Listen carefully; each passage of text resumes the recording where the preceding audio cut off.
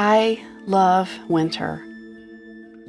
I love foggy, cold mornings, the stark landscape, and crisp, clean air. I always find inspiration for my home outside, even this time of year. I love to take a walk through the woods and just clip some greenery and berries and bring that beauty inside, especially during this season.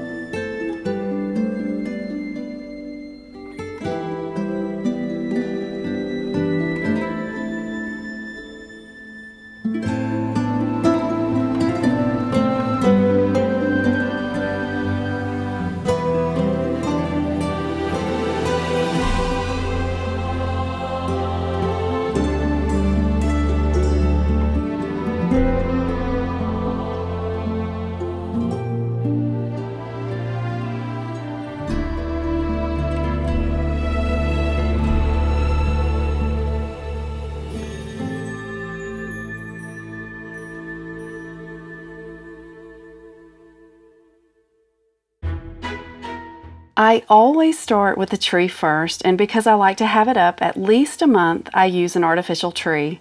This is the Nobilis fir I bought from Grandin Road in 2015 for a shoot with Romantic Homes magazine. I love this tree because it has that sparse open look that reminds me of the trees I grew up with. Next, I add the lights. I have always used these lights that my mom and I started buying in the 90s.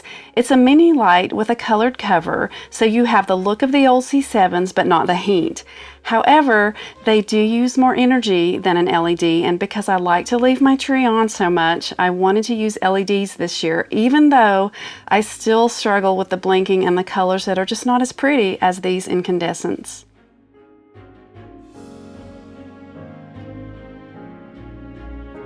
I have used these outside for several years, although if you don't buy them when they first come out, they will disappear off the shelves.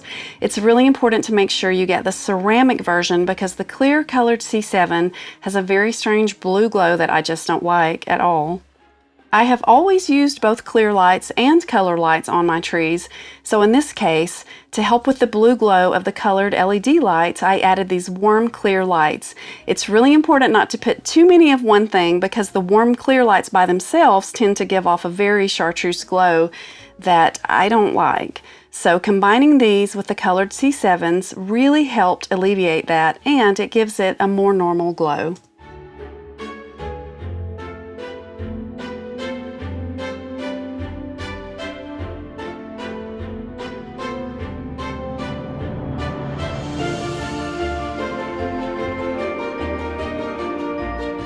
Next, I added these beautiful glass beads that belong to my great-grandmother. I have restrung some of them several times, but there's just something about them that I absolutely love.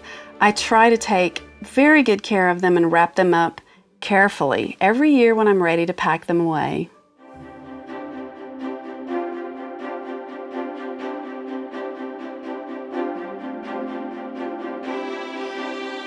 Several years ago, my mother found an entire box of these beautiful handmade ornaments from the 70s online. I love these so much. Mother had actually made several herself that I had here. So when she found these, she knew I would love them, and I do. They really have such a vintage Victorian kind of look as well, so I love them on this tree.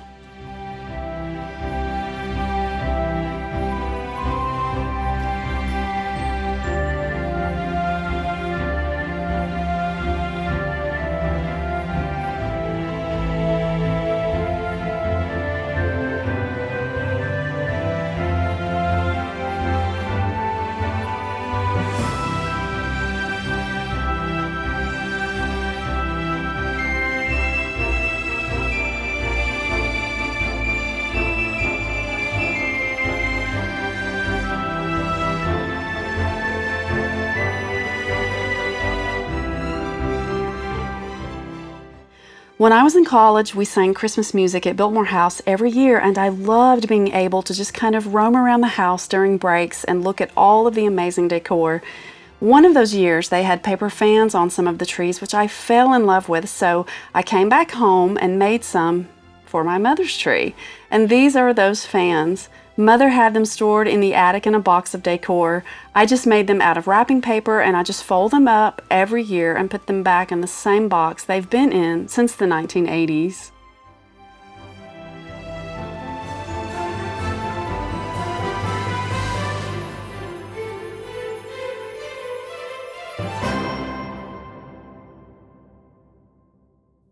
After I put the tree up, I'll decorate everything else, and mostly I just change out some pillow covers, add some warm winter throws and blankets, and then a few special Christmas touches that I tend to use again and again.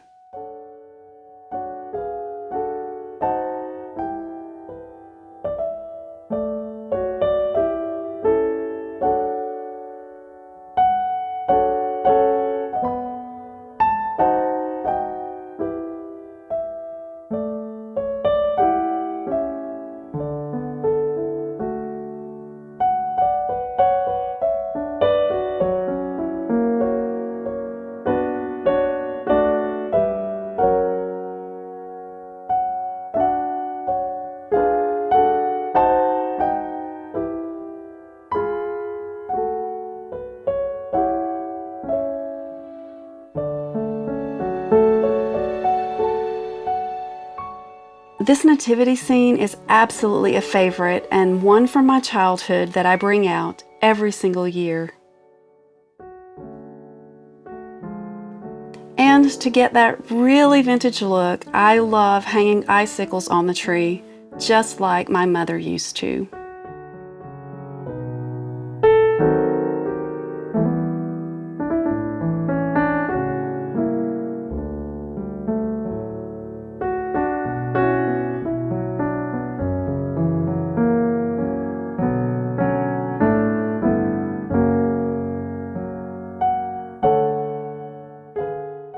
This year, I really wanted to use a couple of the Raggedy Ann and Andy dolls that my mother made for my girls when they were little. There's actually a connection here with Raggedy Ann and the creator, Johnny Gruelle. He created Raggedy Ann in memory of his daughter Marcella after she died from diphtheria in 1917 at the age of 14.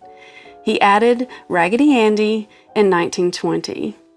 The Gruelle family came here for summer, so my grandparents and my father knew them very well, and they still have a family home here.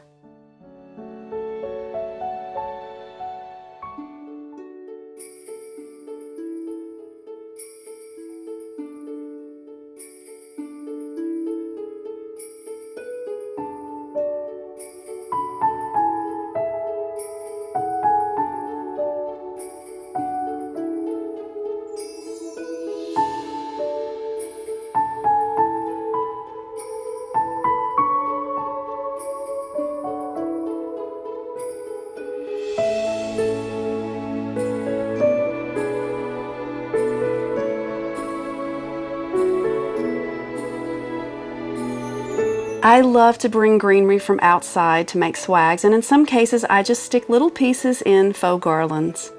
Now I'm going to add some finishing touches so I can show you the room. There will be a blog post linked below that has all of the details for things, and you can also just ask me here in the comments below.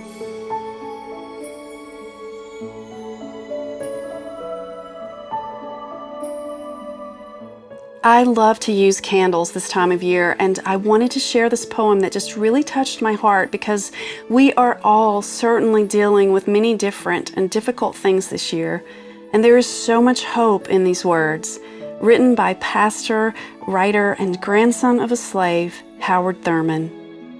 I will light candles this Christmas, candles of joy despite all the sadness, candles of hope where despair keeps watch, candles of courage for fears ever present, candles of peace for tempest-tossed days, candles of grace to ease heavy burdens, candles of love to inspire all my living, candles that will burn all year long.